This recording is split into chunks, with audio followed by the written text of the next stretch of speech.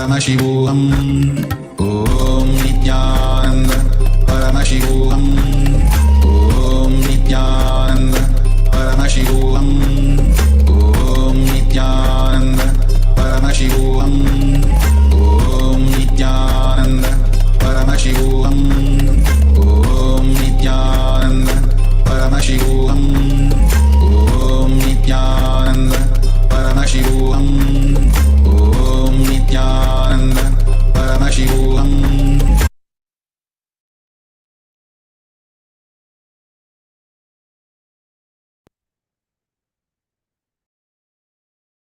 Now we're going to do a kriya, a diabetes kriya, to unblock the Manipuraka chakra. There are 5 steps to this, and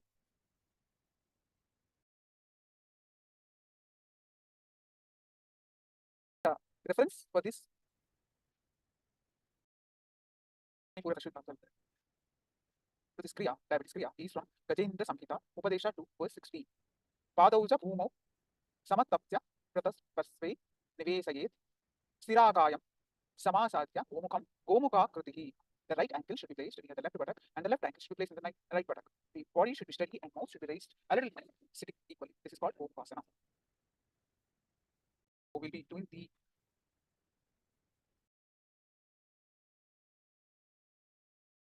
please get ready for the guided meditation or guided kriya to cleanse the Manipuraka chakra. Today again I'm going to give you the kriya, cure for diabetes, but more simple way. It will not have any complicated steps, but very powerful. Because yesterday's kriya, many of our devotees will not be able to do, or many people will not be able to do with a big tummy. So I have come up with an alternative, but powerful cure for diabetes. I'll teach step by step. Please listen. First, very sincerely. First step, Gomukasana. Let me show you. Let me read the instruction. This is from the, may I have a reference? Gyananda Samhita, Upadesha 2, 16th verse. The 2 feet to be placed on the ground, and the heels to be placed contrary-wise, left heel on the right side and the right heel on the left side, under the buttocks. The body to be kept steady, and the mouth raised, and sitting equably. This is called Gomukasana. Please understand, see this. Either you can put your hand like this, or you can put your hands on the feet. Both are okay. Sit on Gomukasana. In this, I think everyone of you will be able to sit. Even if you can't sit in Aniyasana, this you'll be able to sit. Second step, Uddiyana Bandha. Let me give the instruction. Contract the bowels equably above and below the navel towards the back, so that the abdominal viscera may touch the back. He who practices the Uddiyana without ceasing conquers death. So hold as long as you can and relax. Then again hold and relax. Do this 21 times. Start doing. Hold.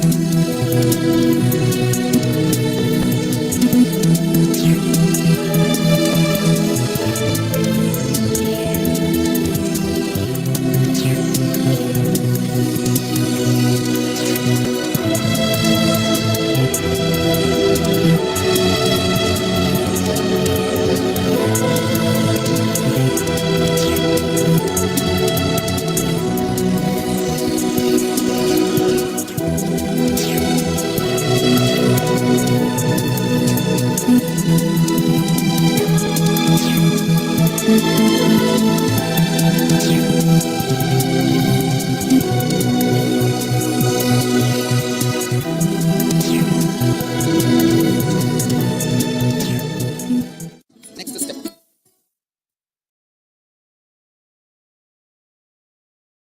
Vastrika. As the bellows of the ironsmith constantly dilate and contract, similarly, slowly draw in the air by both nostrils and expand the stomach as much as you can. Then throw it out quickly. This is Garanda Samhita, 5th Upadesha, 75th verse. Do this 21 times. Let me show you. If you want to learn, please understand.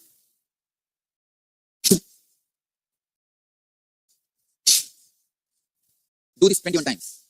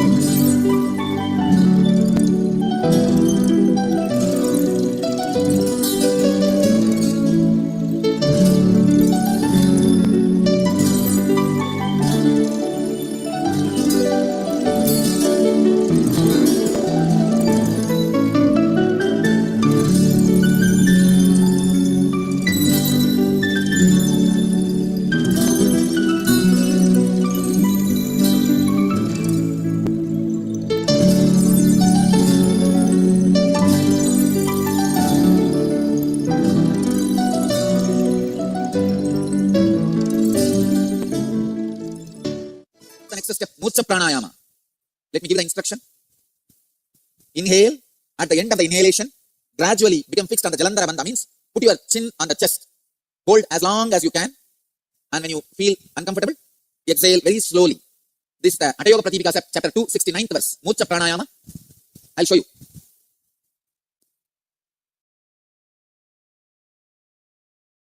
Inhale gradually. Then fix yourself in Jalandhara Bandha. Means putting your chin on the chest and lock. Hold as long as you can. Then relax as slowly as you can. Do this 21 times. Please start.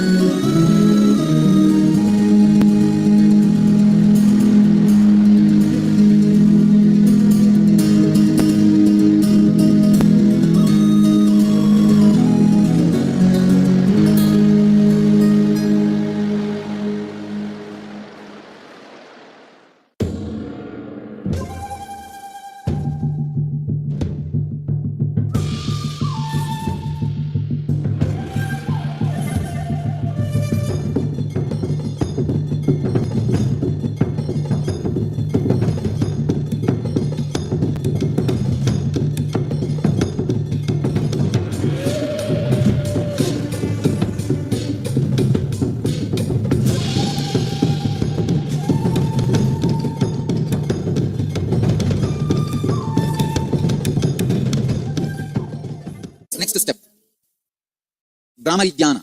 Sit in the same posture. You can put your thumb into the ears and start humming as deeply as possible while you inhale and exhale. This is from Garanda Samhita, 5th Upadesha, 78, 9, 80th verses. Start. As deeply as possible, hum while you inhale and exhale for 7 minutes.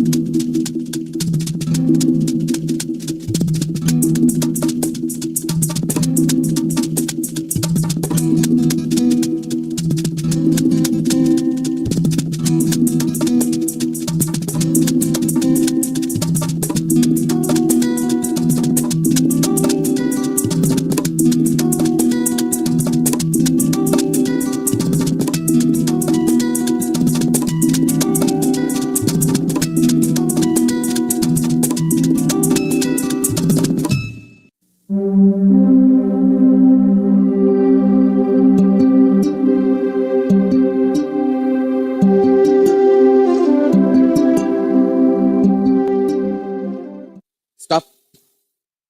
Stop. Relax. You can open your eyes.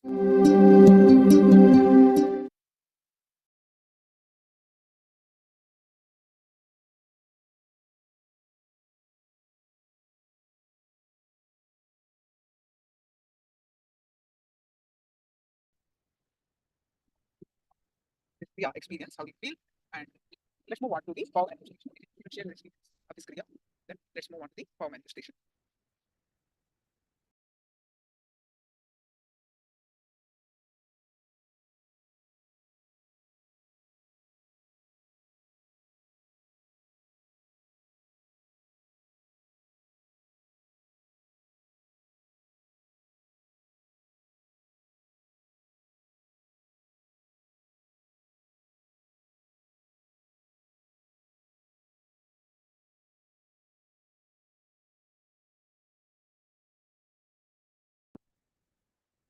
So we're going to manifest the power of levitation.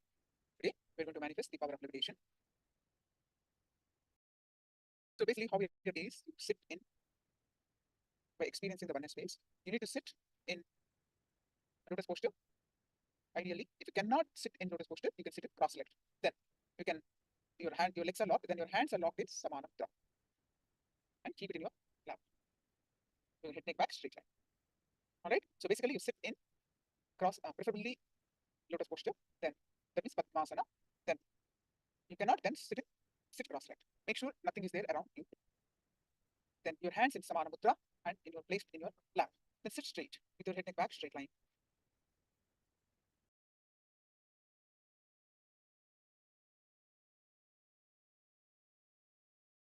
Start chanting the Mahavakya. Visualize Swamiji's form in your third eye. And start chanting the Mahavakya. Experience the space of oneness.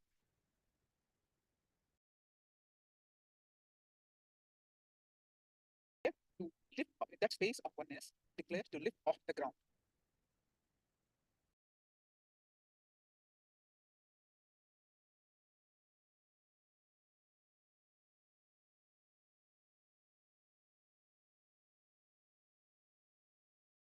Chant Mahavakya.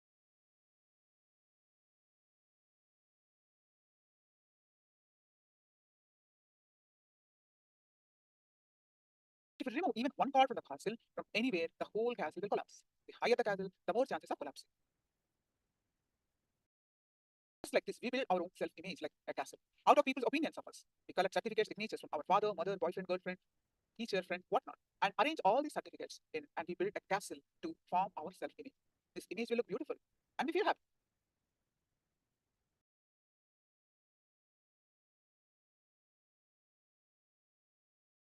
Even if 1% withdraws their certificate, what happens? The castle collapses. You start feeling miserable about yourself. You feel depressed. You feel that the whole world has come to an end. At least in case of children, they build their castles with their own cards, but we build our castles with others' cards, with other certificates. We don't have control over the castle because it's built with other people's certificates. Now, let's watch Swamiji sharing about this Anahata Chakra. Listen and understand how attention need is affecting and blocking our Anahata Chakra.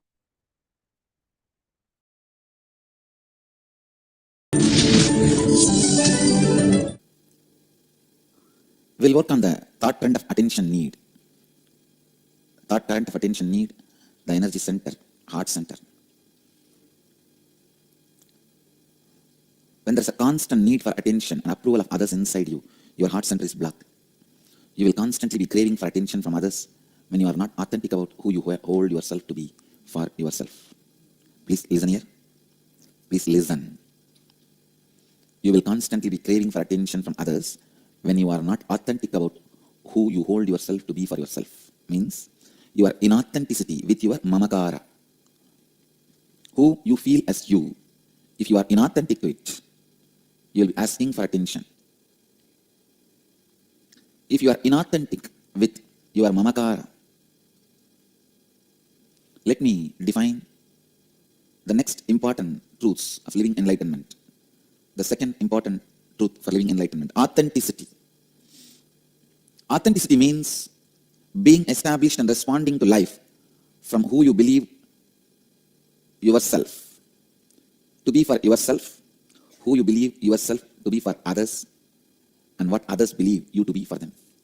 Listen. What you believe as yourself for yourself, mamakara. What you believe as yourself to others, ahamkara. And what others believe as you, anyakara. Authenticity means being established and responding to life, having all the three in tune. Authenticity is you living to the peak of your capacity every moment of your life, as per your understanding of your peak capacity and others' understanding as your peak capacity. Authenticity is you living to the peak of your capacity every moment of your life, as per your understanding of your peak capacity and others' understanding as your peak capacity. Who you believe yourself to be for yourself means mamakara. Who you project yourself to be for yourself means mamakara. To the peak of your capacity and to the peak of, please listen, to the peak of your capacity is mamakara. Second, who you believe yourself to be for others means how you project yourself to others. To the peak of your capacity is ahankara. Who others believe you to be to the peak of your capacity, as per your understanding of peak of your capacity and others' understanding of your peak of your capacity is anyakara. Let's work step by step on all these three. First is mamakara. Your mamakara is directly connected to your anahata chakra. When you are not integrated and inauthentic with your mamakara, your heart center will be blocked. Please understand. Listen. You don't need to bend down now. Listen.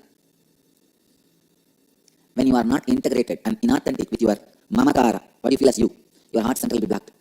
When you restore integrity and authenticity with your mamakara, your heart center will be awakened and pure loving energy will overflow through you. I'll give you the example of ahankara, mamakara, ahankara, anyakara from my experience. In my heart, I feel myself as a pure space of consciousness. And I project myself to you all as a person who wants to transmit this consciousness. Please listen. In my heart, as a mamakara, I feel me as a pure consciousness. As a ahankara, I project to you all as a person who want to share this consciousness with all of you. As Anyakara, many of you perceive me in many ways. Some as an incarnation, some as an enlightened being, some as a sadhu, some as fake, some as fraud, whatever you want. So many ways they perceive me in their Anyakara. This is the example. Some perceive as a Shiva, Vishnu, Devi, but in my Mamakara, I don't feel I'm a Shiva, Vishnu, or Devi, anything. I only feel I'm a pure consciousness. In my Ahankara, I only project as an incarnation to transmit this experience. But in Anyakara, you have everything. But I take responsibility even for your Anyakara.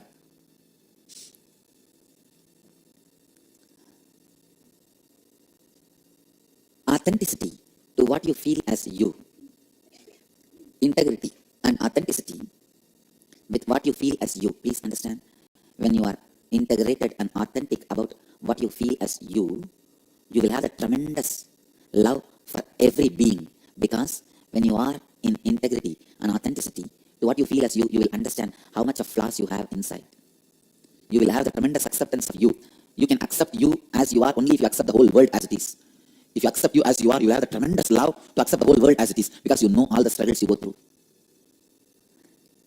Today I am declaring with intensity and authenticity. Please understand, I realize me as a pure consciousness only after I accept all the things, ideas I have about me. It is like a layer by layer of acceptance. After I accept all my possible existence as Mamakara, I realize me as a pure consciousness. So layers and layers of ideas I have about me, I have to accept before I realize I am a pure consciousness. So by the time I reach the idea I am pure consciousness, my heart becomes so vast, I am ready to accept anybody's Ahankara and Mamakara. Understand? I'll spell it out more clearly. Everybody's Anyakara as their blueprint in my Mamakara. If somebody feels I am Shiva, I have the blueprint in me. I accept that. When I accept all possible Mamakaras, I fall into that pure space as my Mamakara. By the time I reach that Mamakara, I learned to accept all possible images, ideas, possibilities. Now I can accept any possibility, any Mamakara and any Ahankara, because I have already done that work. Please understand, I can accept, love the highest image, Shiva, and worst image, Osama bin Laden, Hitler.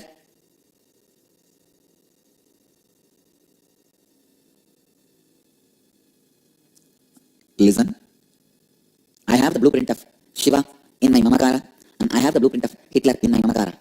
When you travel working with integrity and authenticity in your Mamakara, you will understand your Mamakara is the Hiranyagarbha, source of all possibility. If you are stuck with the Mamakara of Hitler, you will express that. If you are stuck with the Mamakara of Shiva, you will express that. If you are not stuck with any Mamakara and go on becoming integrated, authentic, you will fall into the pure space abyss. If you are authentic and integrated, you will feel the pure space abyss. By the time you feel the pure space, you have gone through all possible images and all possible personalities. You learned to accept them, take the responsibility for the inauthenticity of them. Understand? When I took authentically responsibility for my Mamakara, I realized the image of Hitler, image of Shiva is one and the same. Just different extremes. When I became more and more authentic, when I took the responsibility for the inauthenticity of being Hitler or being Shiva, both disappeared in the pure space.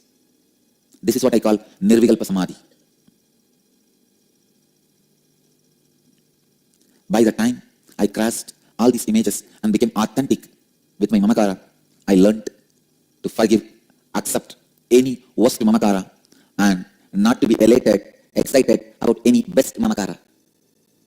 I have seen Shiva in my Mamakara, so if he comes in front of me, I don't care. I have seen Hitler in my Mamakara, if he comes in front of me, I'm not going to hate. Understand? I have seen Hitler in my Mamakara, so I'm not going to hate him. If he comes in front of me, I'm going to accept him. I have seen Shiva in my Mamakara, I'm not going to be elated. If he comes in front of him, I'm going to accept him. When you become authentic, integrated with your Mamakara, you see every possible Mamakara and Ahankara inside you. By the time you become authentic, taking the responsibility for all inauthenticities, you know how to accept and love. How to accept and love. If Shiva appears in front of me, my love towards him will not have the respect component. If Hitler Hitler appears in front of me, my love towards him will not have hatred component. Love without a respect component, because I have seen Shiva in me. I love him as I love me. I have seen Hitler in me. I'll accept him and love him as I love me. My love towards Hitler will not have hatred component. My love towards Shiva will not have respect component. I know it's a little difficult for you to understand. If you work with authenticity and integrity, take the responsibility for your inauthenticity and start working, you will understand what I am saying. You can catch it. You can really catch it. How many of you are struggling to catch it? Raise your hand. When you take responsibility for all your inauthenticities, you will come face to face the instincts you have to kill others for your sake. That is what I call Hitler. You will also come face to face the instincts you have to sacrifice yourself. That's what I call Shiva.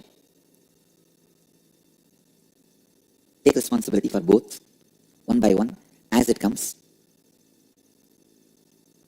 Complete them. When the violence of Hitler comes, if you still take the responsibility for the inauthenticity, that will settle down. Please understand, when the Hitler in you leaves you, he teaches you the lesson how to accept all the Hitlers happening outside. Means, only when you accept the violence you are carrying inside, you are going to settle down with it. That is going to lose power over you.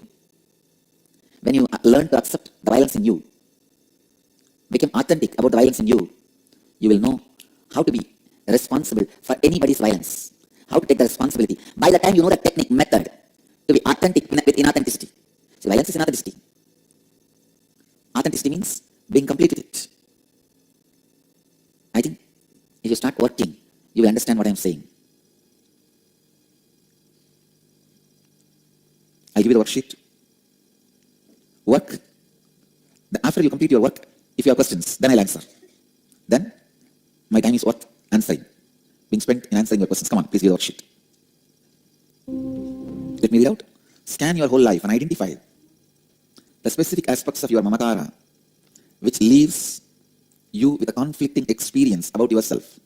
That is, identify areas of your life where you feel powerless or experience conflict with yourself because of the thoughts and words you carry about yourself within you. Example, you want to be successful in your life, but you are not able to achieve success. If you look in, you will see deep within you, maybe believing that you are a failure again and again. In your inner space, you are thinking and uttering the words that you are a failure and you cannot be successful. Understand, whenever you feel powerless or experience conflict in your life, there is surely some inauthenticity in that aspect of your life. Look deeply within and identify the inauthenticity in those conflicting aspects of you that you carry inside you. Identify the words you utter about yourself to yourself, which are not according to the peak of your capacity. That is what you think of you. Think of as your peak capacity, and what others think as your peak capacity. Third, identify the words you utter to yourself about yourself which you did not honor and fulfill. Fourth and fifth you will do later, but I'll read out now. Now restore integrity and authenticity in those aspects of your life. Sit and complete with yourself. Do swapurnatva with the mirror. Now with integrity and authenticity, give a new word to yourself, about yourself. Give a new commitment to yourself which is aligned with the peak of your capacity. That is what you think of you. Think of as your peak capacity and what others think as your peak capacity, and declare that you will now do anything and everything to honor and fulfill it. Come on. Pen down. After your homework, I'll try to answer your questions. Kriya. Kriya, to awaken the non-mechanical parts of your brain to restore integrity and authenticity to your mamakara. Okay? Come on. First, move to Vishrikasana. Now they are showing the Vishrikasana. Please move to Vishrikasana.